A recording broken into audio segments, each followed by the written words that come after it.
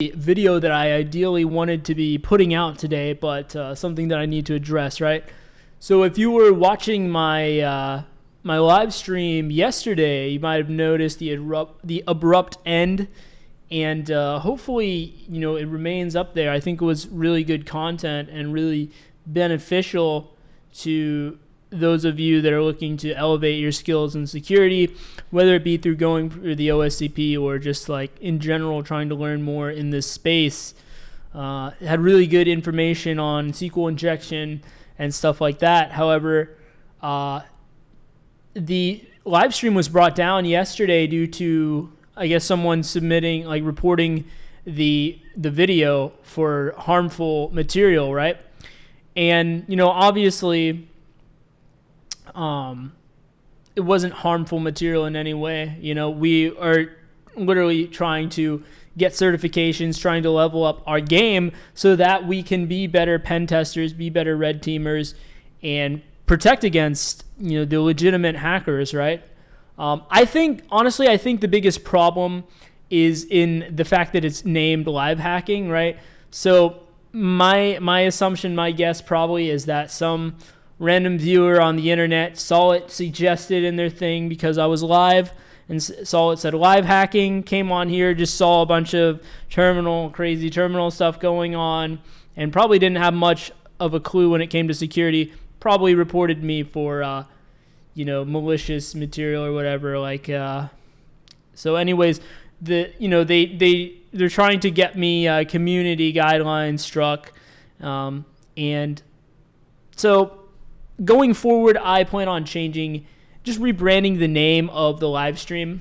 Haven't decided what I'll call it yet, but we'll rebrand it to a different name. That way, people that are not my regular viewers are not confused by what's going on. Everything I assumed it went without saying, but everything that I've been teaching on this channel up until this point is for educational purposes. Heck, we're doing a CTF, right? Like, it's a capture the flag, white hat challenge, right? And even what I do, while, it can be done maliciously, I do it on a white hat side, if you will, right? I do it for a company to help protect them from malicious actors, right? And I think a good analogy to really parallel this is, people don't ban martial arts because it's violent. Now, can martial arts be used to inflict violence? Absolutely. But if you take a really close look, what you'll notice is, oftentimes the people that are most versed in violence, martial arts, your MMA fighters and stuff like that, those are usually the last people that are going out and getting in street fights and picking fights with people, right? It's normally the people that are inexperienced when it comes to fighting, right? The people that are familiar with violence are often not the ones that are inflicting it, like the martial artists and people that are, professional fighters, right? I think the same can be said for security. The people that understand the offensive side, people that understand the severity of the attacks and the how this stuff works, those are not often the people that are going out and exploiting stuff, right? And the people that are, there's two camps, right? You have your script kiddies. There's a lot of people that are script kiddies. They don't understand this stuff, so they're just going out there and trying to hack because it seems cool and it seems fun, right?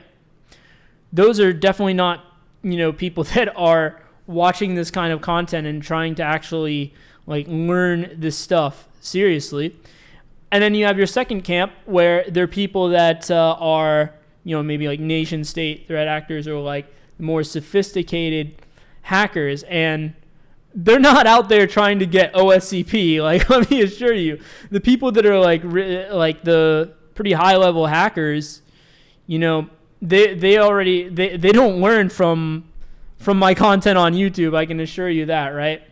So, my content has always been geared towards, the professional setting of elevating your skill in security, going for certifications, understanding this stuff. I believe that as we move forward, we're already in a digital age, and obviously that's not going to change in the foreseeable future, right? So the more that each of us can learn about, these attacks and what is possible and how some of the security stuff works, that's not a dangerous thing. That's not a harmful thing like this person tried to community guideline strike me for, right? That's quite the opposite, right? If we are to be more responsible users of technology, of the internet, it's pretty important that we have a base level of understanding, of this stuff, right? If we want to protect ourselves, our physical body, then it would pay to learn a bit about self-defense, right? In the same lens, if we want to be well protected on the internet, it would pay to understand some offensive security. What can an attacker do?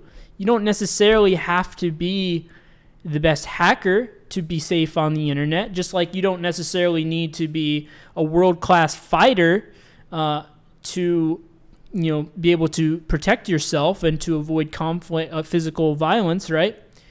But a base level of understanding is something that we should, promote, not, strike for harmful content on YouTube, right? So that was my point there. I would love to hear what you guys know down in the comment section, or what you guys think down in the comment section below. I'd love to keep creating this content for you guys on the live streams. A little bit of hurdles in the way, but honestly, I'm pretty optimistic about it. I think if we rebrand the naming convention of the live stream, I think it could be misleading to some people that are just joining for the first time.